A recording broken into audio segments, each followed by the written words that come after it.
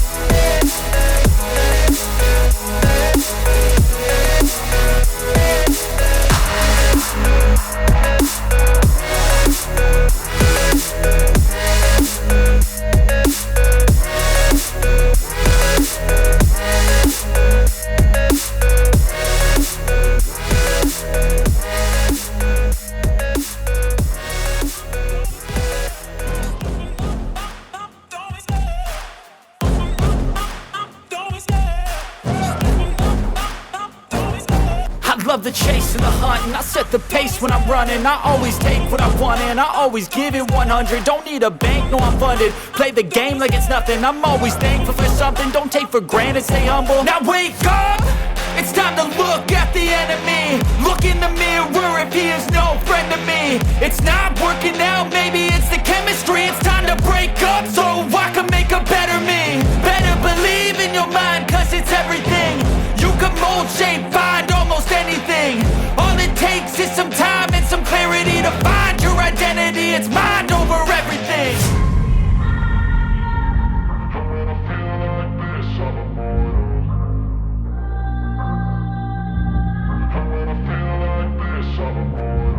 And when I feel like this, I'm immortal. When I feel like this, I'm immortal. When I feel like this, I'm immortal. When I feel like this, I'm immortal. Don't be scared. Step it up. Don't be scared.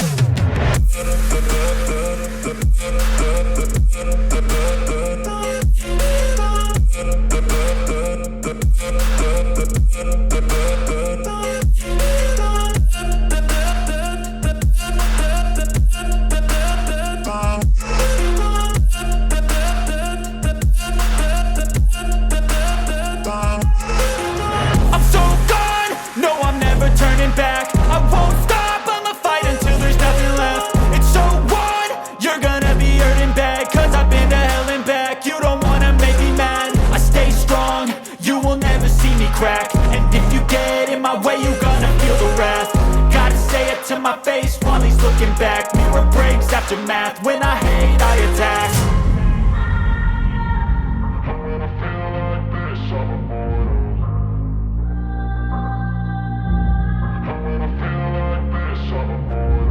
And when I feel like this, I'm immortal. When I feel like this, I'm immortal. When I feel like this, I'm immortal. When I feel like this, I'm immortal. Don't be scared. Step it up. Don't be scared.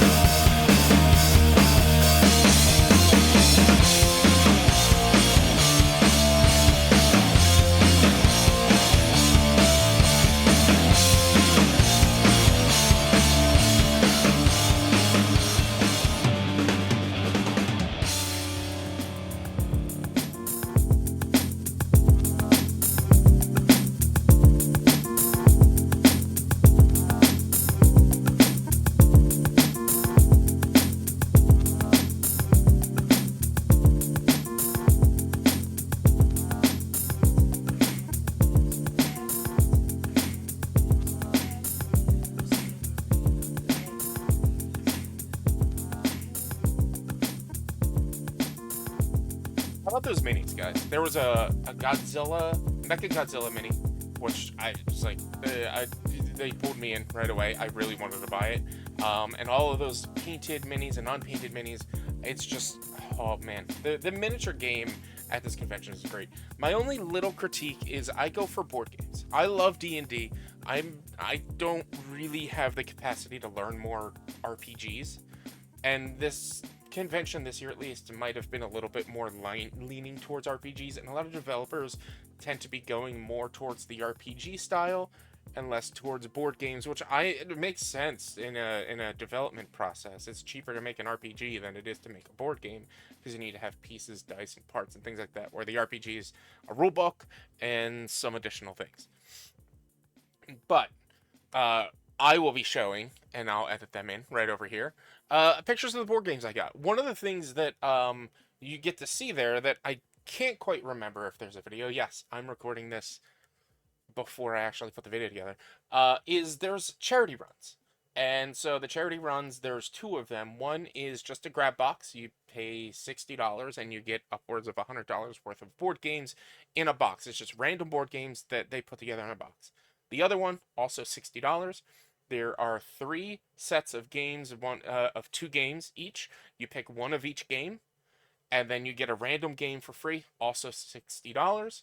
Generally, the value for that is about $120 plus. So I do both because it all goes to charity, and it's a lot of games for a little bit amount of money, which is amazing. Right before I bought it, the person walked away with the entire Everdell collection, which I think is like a $200 value for $60. I walked away with the game Blood Rage, which is in and of itself about $60-$70. So I made my money on that purchase in general. So the games that I got are over here right now. I'm showing them off. I have not gotten a chance to play them. Besides Blood Rage, I played in the past. I chose of the games that you get to choose. There's a game over here called Anomaly, which like is kind of like it's 3v1. You're trying to figure out who is. It's kind of like Among Us, where you're trying to figure out who is uh, uh, the saboteur on this space station. That I really got pulled in, and I plan on playing it. I am trying to put together board game nights with friends that we can record, that are comfortable doing content, that we can start recording us playing video board games and then showing you guys. Once a month is really what I'm aiming for, but we still gotta put that together and see how that works. The other thing I got to do is speak with several game developers: Hatchet Board Games, Floodgate Gamey, and Forever Stoked. Hatchet was awesome. Hatchet is a North American publisher and retailer for international games, generally French and French Canadian games. They actually gave me two different games to try out. They gave me this game Goshu, as well as this game Rua, I believe is how it's pronounced, Rua, which I have not got to play yet. Rua is an engine building game, which means you get to put together, you play the game by putting together like your deck or your game board to as the rounds go, kind of like Catan, where when you roll the die, you get the items based on what the die shows. But this is different. As the rounds circle around, it'll tell you what you get each round. I love the idea of a engine builder because it's just like it's a personal goal, it's a personal competition, but then it becomes who's doing better kind of thing. Whereas Goshu is like a card battle game. All of the cards of the set are in that box, so it's like a 1v1. And so I got to meet with them, and they were awesome. I cannot wait to see what further relationship I can have with them. As soon as I get these videos put together and actually play them, I'll be sending it over to them and seeing if we can work with them more. Because I'm excited. I want to do more board game content. It's hard to do a Twitch board game content, which is why it's going to be leaning more towards YouTube. But I'll try to figure out Twitch. The other game that I got from meeting with developers is a game called Skyrockets, right here, which is from Floodgates Games, and basically you are a wizard putting together a fireworks display, and you need to have 3 stars in order to complete it. What the fireworks are in this term, in this sense, and I'll see if I can show you better right here, are sand traps. They're or not sand traps, sand hourglasses. That's it. And as the hourglasses roll down, if the hourglass empties and goes all the way to 0, you lose a star. Your goal is to get 3 stars. So it is a round robin live game where you're just all playing in a row. It's turn based. So each person plays and they can take as long or as little time as they want to take their turn. And they drop their cards and you flip the color of the hourglass represented on the cards. The only thing is there is one hourglass that you do not and cannot flip until it runs out. And that's like the primary hourglass. So you got to keep this going until you can flip that 3 times. It's a really cool concept that like for me I'm bad at because I don't really have good motor skills, so I was shaking and moving and flipping and knocking things over. But if we had more space and more room to play it with a bunch of friends, I'm absolutely excited to try it out. I also spoke with Gamey, who they were making and trying to sell a board game this year where it's tree trimming or like for Christmas trees. This convention usually comes out around Christmas, so they were doing a Christmas game. They also have this game called Ray Racers. Here we go, which is like kind of like Tron light cycles. You have to make your path, and people have to either try to jump over you or not crash into you. It's a round. Everyone goes like pretty much round at once, and you place your cards and you move in the way, or you move in the direction that they have set. Um, so those are some of the developers. I also talked with Forever Stoked. They gave me a copy of their game Heads Will Roll, which I have over there. It's just a set of dice that look like skulls and a shield and some treasure chests. And the goal is to flick the shield. It's a dexterity game, so you have to flick the shield through the skulls and hit the treasure chest to get points. And if you don't hit the treasure chest, you don't get any points. And it's first to 21. There's some variant rules where you have to get 21 exact, and if you go over 21, then you drop down to 11, and then there's just rules where it's just first to 21 plus, and it's a fun game. I played it at Christmas with my family. But lastly, the things that really got me excited at this convention where there were 2 board games that I don't often go back and buy a game. So when I'm at this convention or at this expo, I'll go and I'll check out a bunch of different games, and they're trying to sell the product. So they're going to be a little pushy. Hey, here's this. Here's how you play it. Here's what it is. Do you want a copy? Blah blah blah. I'll give you a discount if you buy it now. Stuff like that. And especially since I'm going as a creator, they'll try to push more of a discount. But I usually talk to a lot of my developers on day 1 and 2 and do all my buying on day 3 because it's like I don't want to spend all of my budget on the first day. I want to like look around and see what I want. So I'll be like, all right, I'll come back. I'll come back on Sunday if you have any more copies. I'll come back. And so this year I was able to play test a game that I've never seen before. I don't know if it's new, but it is. I fell in love with the art style. It is called Kapow. This is a well, it's a dice game.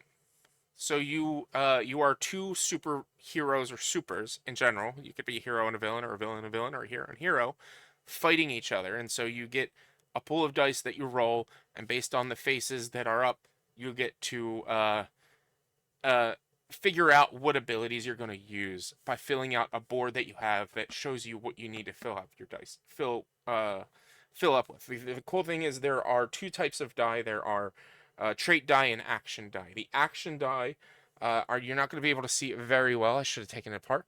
Are these black die that are right there that you can see that are faceless. And so there's a bunch of face tokens that you can put on it and build your own action die. I played that with my dad. He's going to tell you he won. I let him win. We'll have a rematch at some point. The other game I got that I was super excited about that I saw on day 1 that I had to go back for is this game called Freelancers. What this is I'm calling it a micro RPG and an RPG light, where you get together with your friends and you set up your tablet or your phone or your PC. You put in the scenario. All you and your friends make your characters. and then the media device that you have, whatever device you have, will play the game for you. Will DM for you. So this way, for all you forever DMs that are out there, like myself, you finally get to be a player and you get to role play. And so you there's some role playing between each person and each player, but there's also just the role play with what your character would do in the game, and you can make it as heavy or as low as you need to. It was really cool, and I'm excited to play that. Like I said, I have a couple of friends who are very interested in doing monthly game nights soon. I gotta get on their butts to put together this Google Doc, and we'll figure it out. But yeah, that's pretty much what I got away with over at PAX. I also bought some clothes, some pins, and things like that. Um, I'm the joggers that I'm wearing right now are the PAX joggers because there were no hoodies left when I went to go buy them. Because even clothes and merch, I will wait to buy the last day. I spent a lot of money on merch this year. Um, but yeah, it's such a great convention. It's so fun to go and walk around and meet new people. And meet the developers and try to create a rapport with them to learn what they have working out and hopefully find new things to play. Because as much as we all love the video games I play, like The Long Dark, like Subnautica, like 7 Days to Die, like Baldur's Gate, I love board games. And I'm trying to find a way to play them more. So I am also looking for single player board games. I have the Monster Hunter World board game. I also have Iceborne coming soon that like I really, really, really want to play. There is a single player mode. I might just do that on stream. I might figure it out and do it on stream.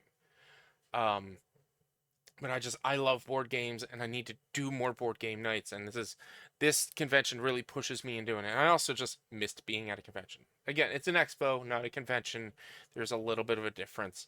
I don't personally go to any of the panels. I they're generally like fan ran panels, and I just don't find interest in fan ran panels. So if anybody did go to a panel that was good, comment down below what it was about. I'd love to talk to you about it. I will respond to the comments. And I'm not trying to throw shade on anybody who goes to panels. Panels just aren't for me. I go there for the expo floor. I go there to learn about the games. I don't really go there for much else. I do try to do the D&D stuff that they have planned every year. I unfortunately don't get to do the D&D stuff that they have planned every year because, well, I'm either late, you have to sign up super early, and it'll take out your entire day if you were to do it. So I'm generally meeting with developers and publishers and not able to do the other stuff. I had friends who were trying to join a tournament, were doing that all day, and were in the tournament all day. They didn't get to walk away from the tournament. They didn't get to explore the convention itself. They were just at the tournament. So it's a little bit of a give and take when you want to do stuff like that.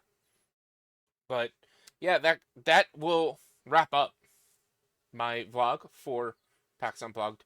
I appreciate you guys all checking it out. Hopefully next year I'll have bettered my vlog style. I'm trying to do at least a monthly vlog, a catch up on what I've been working on, what I've been doing, things like that I want to share with you guys on this YouTube channel every once a month. That's the goal, and hopefully next year I'll have more B-roll and more uh, content, and maybe I'll be able to do the D&D stuff next year. I'm definitely going to make sure I request off as soon as the dates are announced, because this year work didn't let me do that. Um, and I am going to try to make it to more conventions, and I'll try to get the convention content out much, much sooner than a month later. Thank you guys so much for hanging out. Thank you guys for being here. Be sure to, if you like this video, hit that like button so the algorithm knows that people like you will like me too. Um, Comment down on the video if you went to PAX, what your favorite thing to do at PAX was if you were there. Did you see any cool cosplayers? Did you happen to see me and not realize it? Um, any favorite games that you saw, or just in general, what your favorite board game is, so I can try to maybe put that together for a video to pull you guys back in, to pull your interest in. And subscribe to the channel if you have not done so already. It would really help. I'm trying to reach partner by the end of this year, so it's 500 subscribers plus the 1,000 viewing hours or something like that. I don't really 100% know the whole rules, which is why I'm trying to push on more videos in general. I'm trying to get 3 videos out a week, one vlog, two Let's Plays, at least two Let's Plays, and maybe a third Let's Play every other week with like a vlog style or something like I don't know. I'll figure it out, but I'm trying to get more content out there for you guys to enjoy. So if you have any suggestions on what you want to see, definitely hit me up on that.